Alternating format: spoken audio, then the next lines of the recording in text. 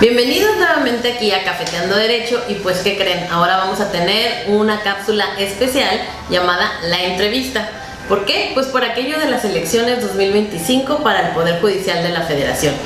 Y en estas entrevistas lo que queremos es conocer quiénes son los candidatos a estos puestos, como va a ser, ya les comentamos, ministros, ministras, magistradas, magistrados, jueces de distrito y juezas de distrito o jueces locales también, magistrados locales.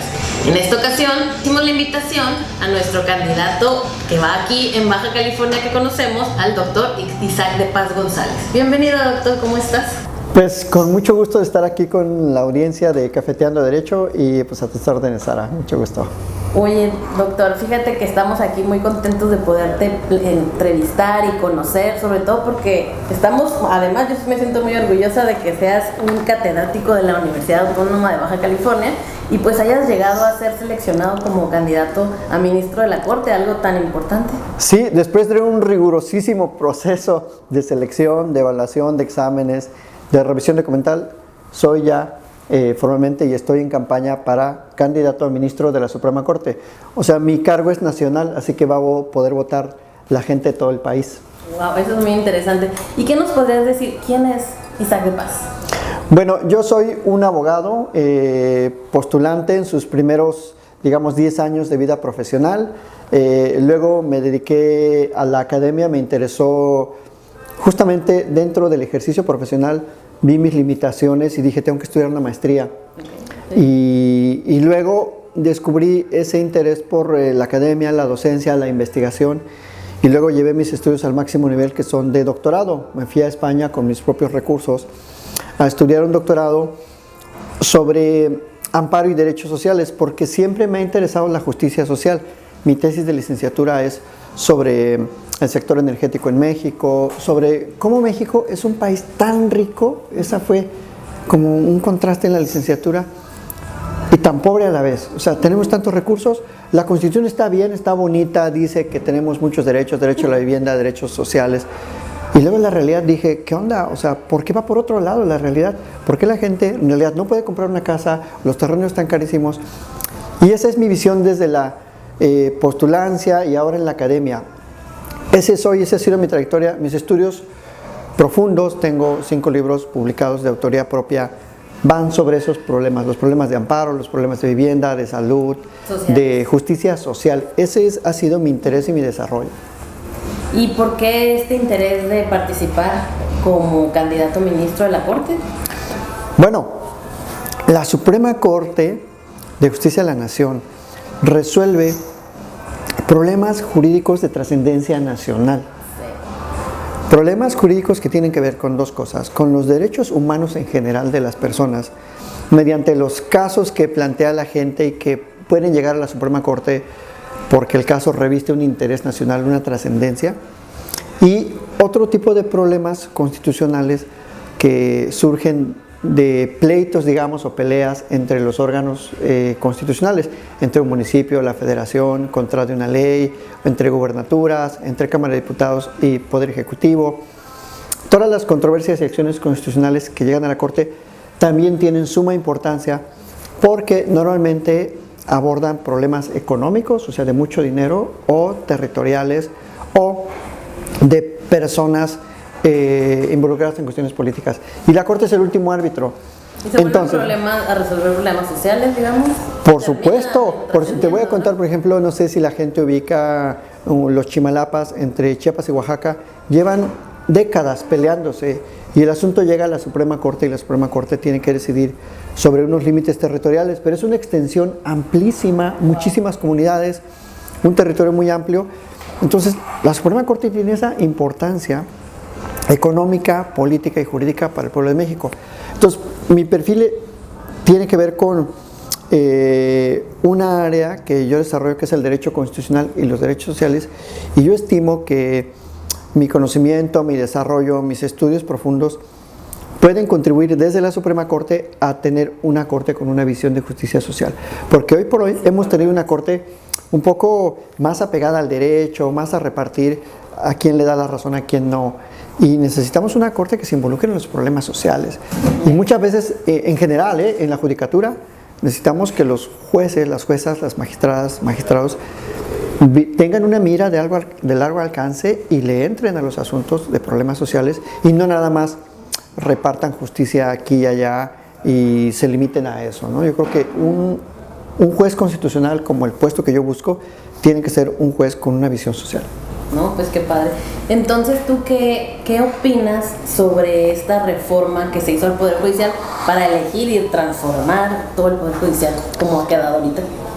Bueno, la reforma nos está dando la oportunidad a mucha gente que yo no tengo contactos políticos, ni conexiones políticas, ni pertenezco a ningún partido, y que tengo simplemente una expertise y un desarrollo profesional de 20 años, por lo menos, para participar en ese tipo de puestos.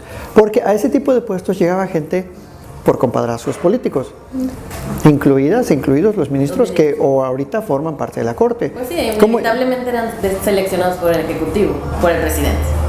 Entonces eran gente cercana a su gente o cercanos a ellos, es decir, compas. O sea, hay que decirlo, nadie podía ser ministro o ministra sin no ser amiga aspiraba a ese, de la... Y menos si estás acá tan lejos, ¿no? Exacto. ¿Cuándo ha habido un ministro de Baja California, no?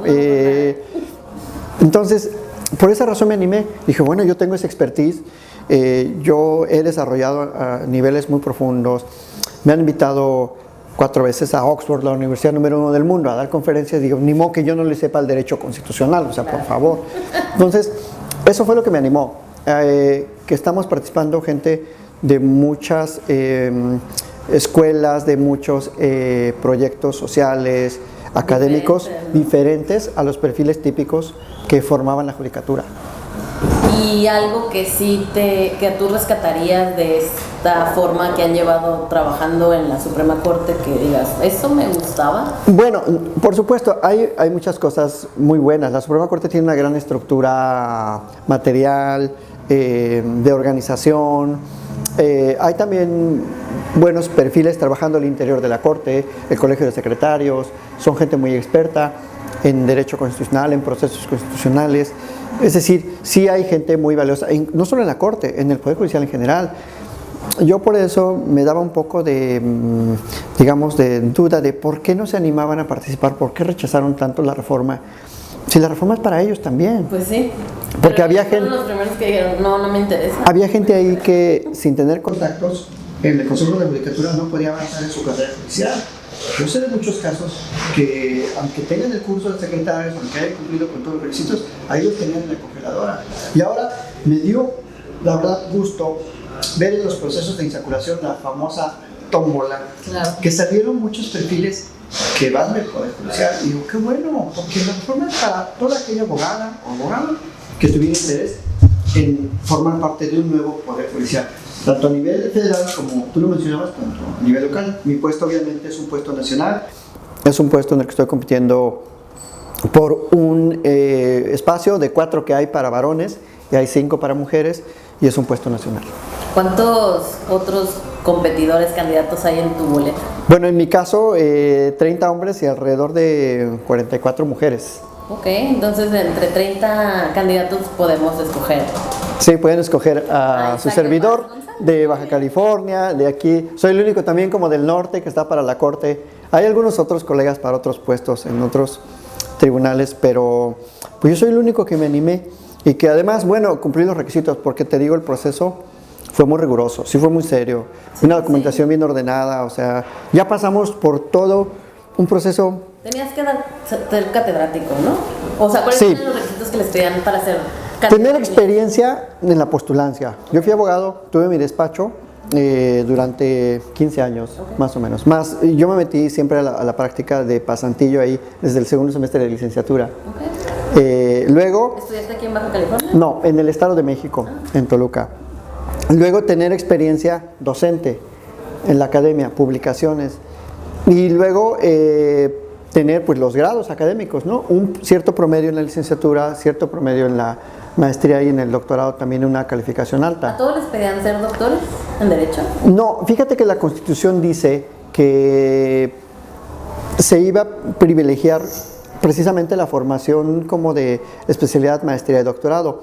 no era un requisito, pero sí se consideraba, o por supuesto, si la gente que atendía la convocatoria cumplía con estándares más altos, pues escogió a los que tenemos los estándares más altos. O sea, no es un requisito per se, pero sí menciona la Constitución que se considerará. Entonces, con mucha gente ahora en México, qué bueno que la abogacía se prepara, estudia maestrías y doctorados, pues pasamos los que, ahora sí que los más, puedo garantizar que pasamos los que tenemos más habilitaciones de toda esa gente que respondió a la convocatoria. Porque también, qué triste que hubo expertos, expertas que yo considero valiosas y valiosos, pero no se animaron a participar. Se echaron para atrás. O sea, no fue que no quedaron, no se animaron. No se animaron, y qué lástima, porque esto es, ahora un jovencito, una jovencita que estudie Derecho, puede decir, bueno, yo algún día, con mi experiencia constitucional, con mi trayectoria, puedo lanzarme como candidato a la Suprema Corte. ¿Por qué no? Claro. Somos personas normales, no tenemos contactos políticos, pues vamos, somos gente ordinaria, ¿no? Que tenemos una expertise y creo que tenemos también una vocación social. Eso es lo que importa. Qué padre. Y por ejemplo, tú, de quedar como en la integración de estos 9 ministros de la Corte, ¿qué te gustaría aportar? Bueno, la Corte tiene una facultad muy importante, digo, tú eres abogada, lo sabes, Sara, la facultad de atracción. Okay. Quiere decir que la Corte resuelve casos mediante, digamos que los jala, por así decirlo coloquialmente, de casos que están en tribunales colegiados para resolverlos. Y es una facultad que tiene cada ministro o ministra de la Corte, y esos casos tienen que ser, desde mi punto de vista, o mi aporte sería buscar los casos de problemáticas sociales graves. Te voy a poner un caso gravísimo, que aquí en el noroeste tenemos ese conocimiento y nos damos cuenta de la dimensión, el problema de la contaminación del río Bacanuchi. Pregúntame cuánto ha pagado Grupo México por los daños ambientales. Bien poquito, hizo un fideicomiso de 2.500 millones de pesos, pero eso no paga el gran daño ambiental, el daño ecosistémico, el daño transversal a varias generaciones de gente de 7 municipios de Sonora que está padeciendo esa contaminación todavía, el agua sucia, gente que les dio cáncer en la piel por todos esos líquidos lixiviados y líquidos corrosivos que contaminaron el agua, sus cosechas se perdieron, sus animalitos que tenían ahí de pastoreo pues ya no pueden porque todo está contaminado. Y es un juicio que se lleva en Sonora. Y llegó a la Corte, y la Corte ni le entró, así como que resolvió algo meramente formalista, y ese tipo de problemas la Corte tiene que resolver.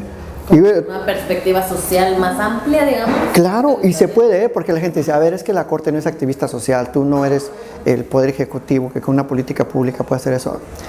Tenemos las reglas constitucionales, y las reglas constitucionales, yo desde que iba en la licenciatura dije, pero si la Constitución está bien bonita, dice, nos atribuye muchos derechos, dice que el Estado tiene que tener un fin social, que la riqueza debe ser justamente retribuida y distribuida.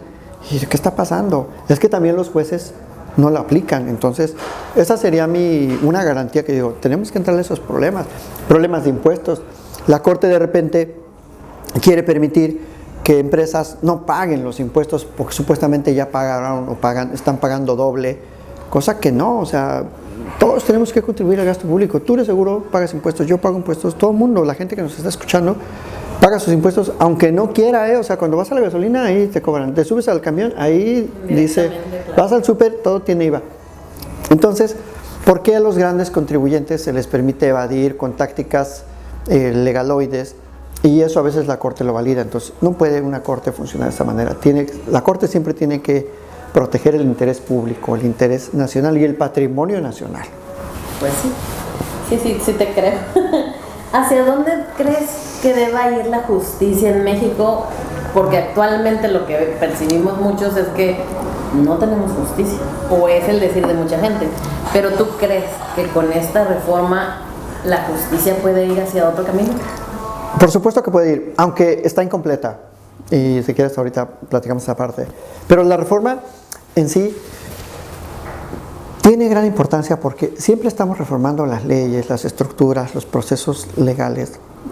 Y cuando yo siempre decía, bueno, ¿y cuándo nos van a reformar a nosotros?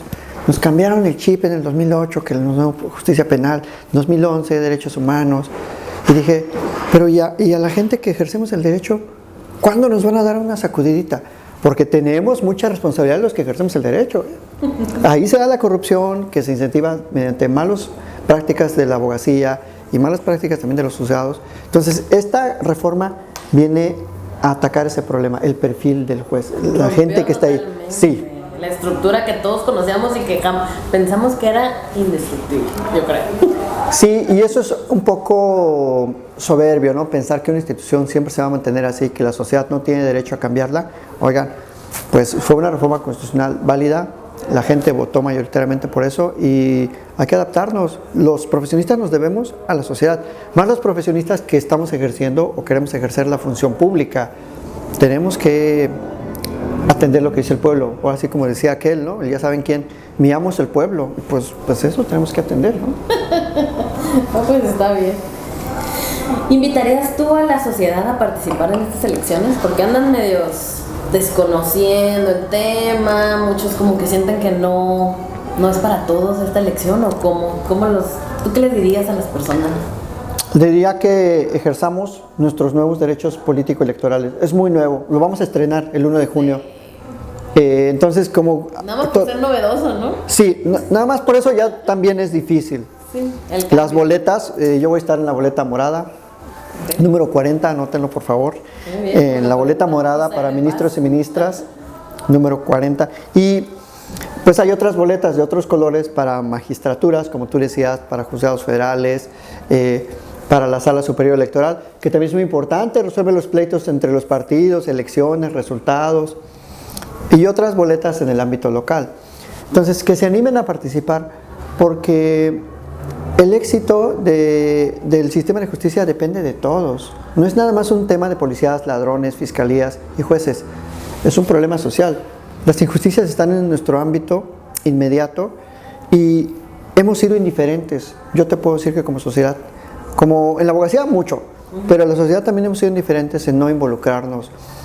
¿Y por qué invitaría a la gente? Pues porque ahora sí le vamos a poder exigir a jueces, juezas, a ministros que queden en la corte y ministras, que órale, que cumplan a lo que se comprometieron, que le respondan a la sociedad y que empiecen a emitir resoluciones con sentido social. O sea, en un contexto más amplio, no nada más de pleitos entre particulares, sino con una vocación de hacia dónde va la justicia, que me preguntabas hace rato. Pues hay que llevarla hacia el bienestar de la población. No está tan difícil eso. Pero ¿sabes qué? Hay comentarios que yo he observado o que me han hecho muchas personas que no tienen nada que ver con la abogacía, digamos. O sea, ellos dicen, si yo nunca he tenido un juicio y yo nunca he tenido un problema legal, porque a lo mejor no saben que tenían un problema legal y lo resolvieron de otra forma, ¿por qué tendré que yo ir a votar? Como que lo sienten tan lejano el poder judicial de la gente. En general, sentimos lejanos a las instituciones de seguridad porque es una visión como individualista de que, pero es que eso es para la gente que tuviera un problema, ¿no? En un tribunal. Sí. Y sí le importa que quede tal o cual persona porque a lo mejor eso le va a favorecer. Pero no, la justicia tiene una función que se llama la función objetiva. La justicia es una parte importante de la maquinaria social.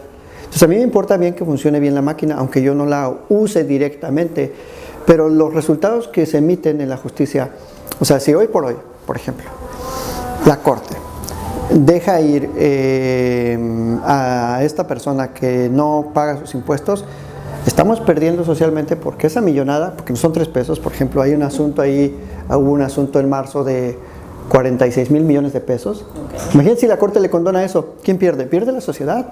Y tú ni te enteraste porque ni litigas ese asunto, ni eres la parte, ni yo tampoco. Afectada. Pero sí nos afecta indirectamente. Esa es la función objetiva de los resultados que emiten las sentencias de los jueces. Por ejemplo, a mí me interesa sí que haya un buen juez que imparta justicia familiar o civil o justicia federal, porque va a poner la paz en la gente que fue a ponerle su problema, a someterle su problema a solución. Y yo sí me interesa que haya un juez porque a lo mejor un día yo tengo un problema, ¿no? O en un juicio sucesorio me importa que haya un juez que sea capaz de dialogar con las partes para que se acabe ese problema de 15, 20 años que luego duran los juicios sucesorios. O me importa que haya un juez con una visión moderna, vanguardista, para que atienda bien mi caso de violencia sexual, porque la gente que ha estudiado un poco más tiene una perspectiva más amplia. Entonces, ¿por qué? Pues porque me importa que la gente que padece esas violaciones a sus derechos humanos ya no lo siga padeciendo. Porque vivimos todos en una sociedad, esa es la función objetiva de la justicia, que nos sirve a todos, aunque no lo veamos. Entonces, por eso tendríamos que ir a votar, porque es una maquinaria que si está bien aceitada puede tener mejores resultados sociales. O me voy a lo más común. ¿Qué pasa cuando un juez resuelve de raíz un problema penal de un robo, por ejemplo, un robo de vehículo o un robo casa-habitación, en donde pone la paz entre las partes contendientes, o sea, el presunto implicado y la víctima? Yo creo que es mejor que haya un juez con una visión más amplia a uno que no le importe y que nada más diga, tú te vas a prisión y tú aceptas los 3 pesos que te va a dar de reparación del daño. Entonces, sí nos interesa, a mí sí me interesa que haya soluciones a los problemas desde la justicia, aunque no sean mis problemas. Porque nos implica todo. Claro, vives en la colonia, pues el que anda robando, si sale, luego va a ir por tu carro, no sé. Entonces, esa visión es la visión objetiva de la justicia y por eso yo invitaría a la gente a que se anime a participar, que se tome un tiempito el 1 de junio, 15, 20 minutos que seguro le va a tomar las boletas, pero que sí lo haga. Sí, no, definitivamente yo también estoy de acuerdo que ojalá muchos ciudadanos, no nada más los que estamos en el derecho y somos abogados, pues que nos interese ir a votar, pero ojalá la mayoría o muchos ciudadanos se animen, ¿no?, a ejercer este derecho. Y fíjate que ya para nuestra última parte de la entrevista, pues tenemos una sección que se van a llamar las preguntas de los ciudadanos, ¿no? Porque de repente hacemos los abogados preguntas que nos contestamos los mismos abogados y están muy padres, pero también hay personas que hacen preguntas muy interesantes y podrían parecer muy básicas, pero muy profundas al mismo tiempo. Entonces te invito a que agarres 3 papelitos, que veamos qué preguntan los ciudadanos. Sí, esto es totalmente un ejercicio genuino, para decirle a la gente que yo ni sabía además qué me ibas a preguntar, quedamos en la entrevista, pero no está pactada aquí nada. No te platiqué todas las secciones de la entrevista. ¿Existe la justicia en México? Uy, menuda pregunta. Muy poco. Sí existe, muy poco, solo en algunos casos. Y luego cuando llega a existir es lenta, es muy tardada, es costosa. Y sí podemos contribuir los jueces, sobre todo desde la Corte, a mejorar eso, porque la Corte impone criterios nacionales de celeridad. Y tenemos reglas, no es que yo me lo invente, ¿cómo vas a hacer todo eso? ¿A poco las reglas te lo permiten? Claro, la Constitución lo permite. Artículo 17, ¿qué dice? Hay que resolver los asuntos de fondo, no de forma. Haz a un lado las formas, ahí los requisitos que no son esenciales y vete al fondo del problema. Ya lo dice la Constitución. ¿Por qué no se aplica? Pues porque hay perfiles que no tienen esa visión.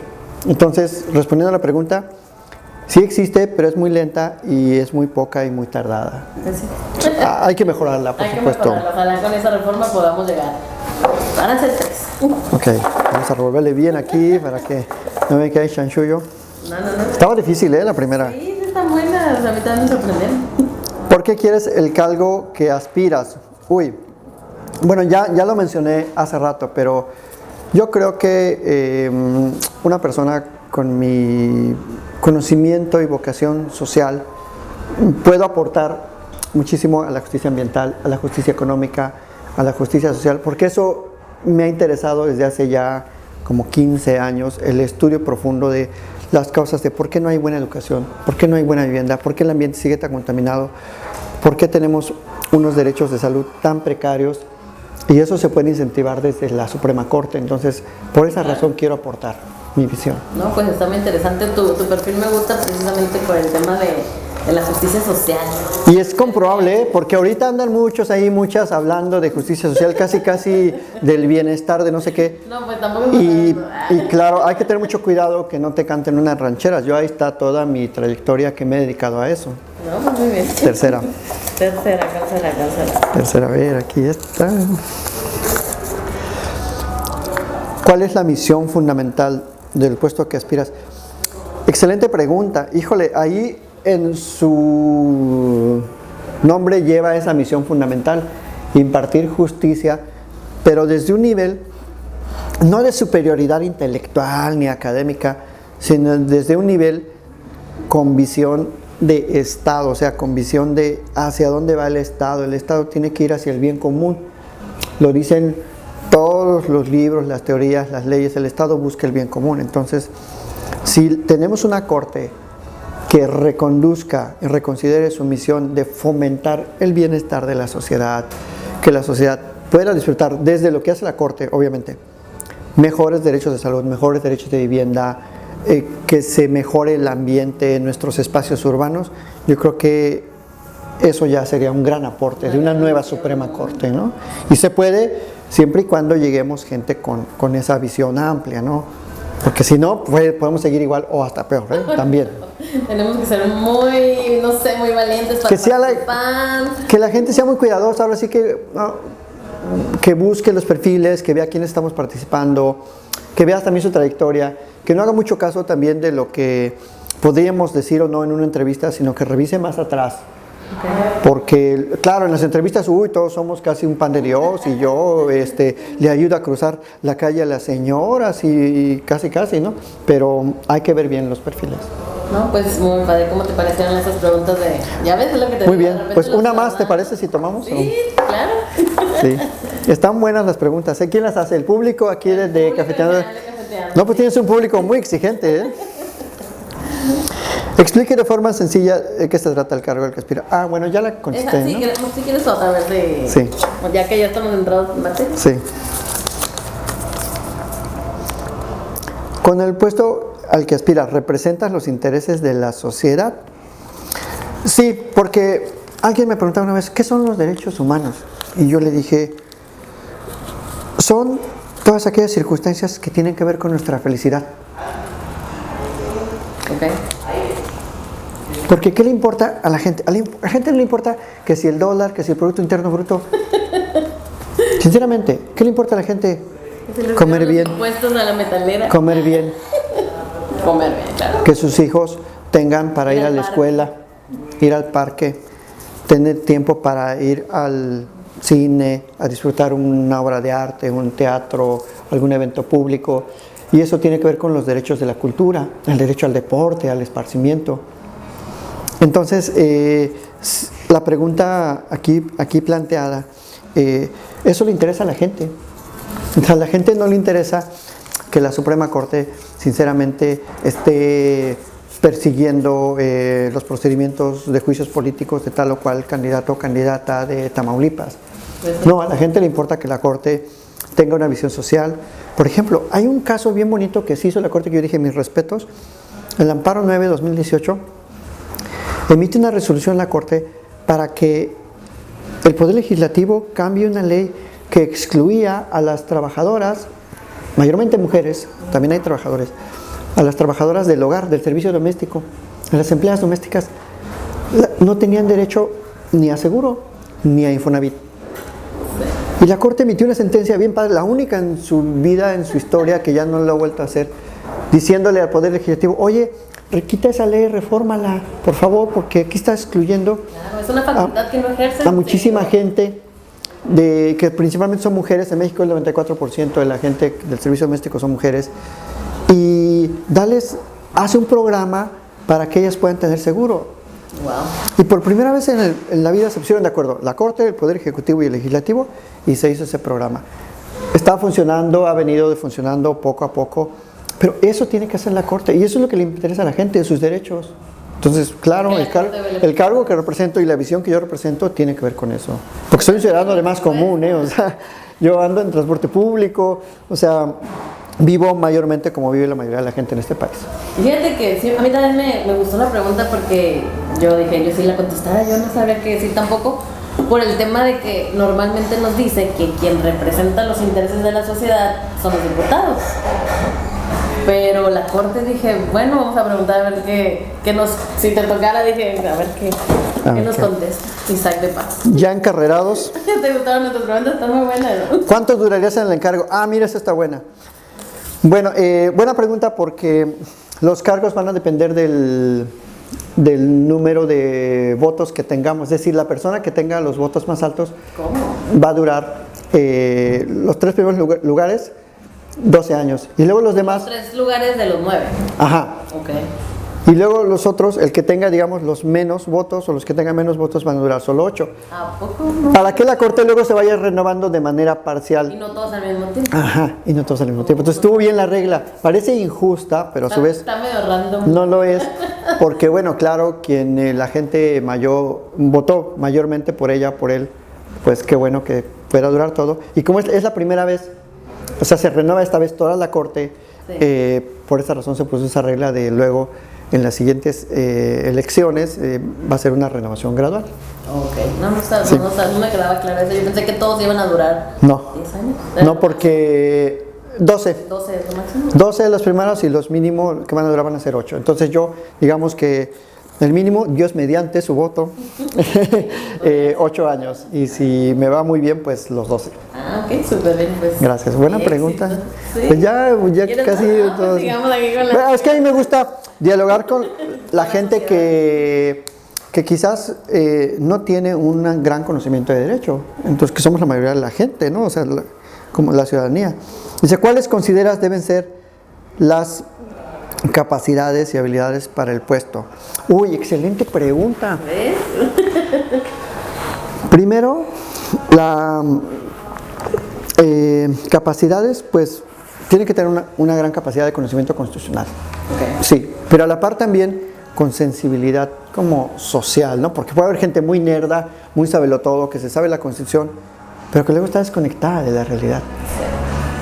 O sea, tampoco queremos ahí que lleguen Que solo viven super en su nerdos y oficina. que así no quieren hablar ni Solo con la vive en gente. su oficina toda la vida No, y no no. sabe el problema social que existe en las calles. Exacto. Esa lleva implícita una capacidad de diálogo con la sociedad. Se burlaron por ahí en el proceso de entrevistas de una persona que dijo, no, yo voy a poner aquí afuera de la Corte mesas de diálogo. Bueno, tampoco es así al extremo, ¿no? Pero sí dialogar con las partes contendientes. Y eso lo recomendaría para todos los perfiles de los jueces. Los jueces y juezas no tenemos que estar ahí siempre tajantemente aplicando la ley.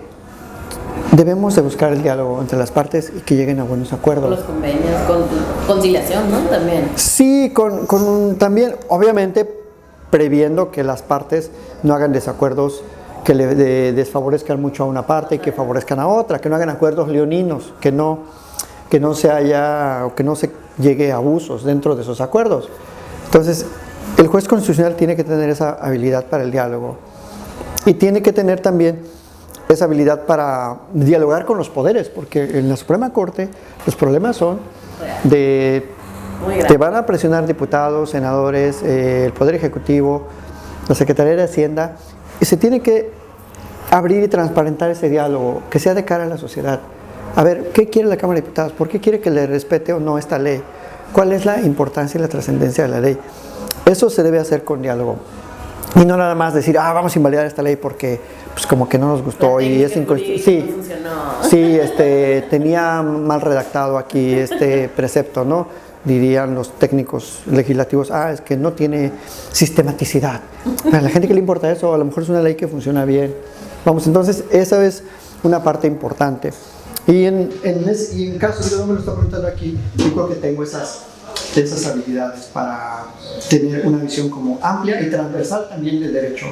El derecho no tiene que ser algo nada más de los abogados, de las abogadas. Tiene que ser una visión como integral de un producto dentro de la sociedad. Entonces, de ahí que se nos cambie el chip para hacer que el derecho sea útil a la gente.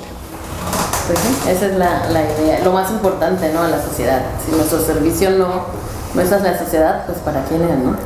Exacto.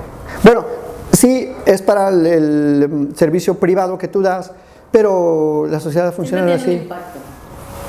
Entonces hay que cuidarlo. Sí, exacto. Pues muchísimas gracias, doctor Isaac de Paz. Qué bueno que te gustaron nuestras preguntas. Está muy interesante. La verdad es que sí, también hay que conocer lo que la sociedad quiere saber para que se vaya animando a votar. Claro, pues espero que no sea la primera ni la última entrevista, querida que Sara. Le pido a la gente que pues me siga por ahí en mis redes sociales, en arroba Isaac de Paz, en X, también en Instagram y en YouTube Isaac de Paz González y en Facebook Isaac de Paz González, en TikTok también, Qué padre. para que pues me sigan y que la mayoría de la gente pueda conocer mi visión de de Justicia Social que pretendo llevar a la Suprema Corte este 1 de junio.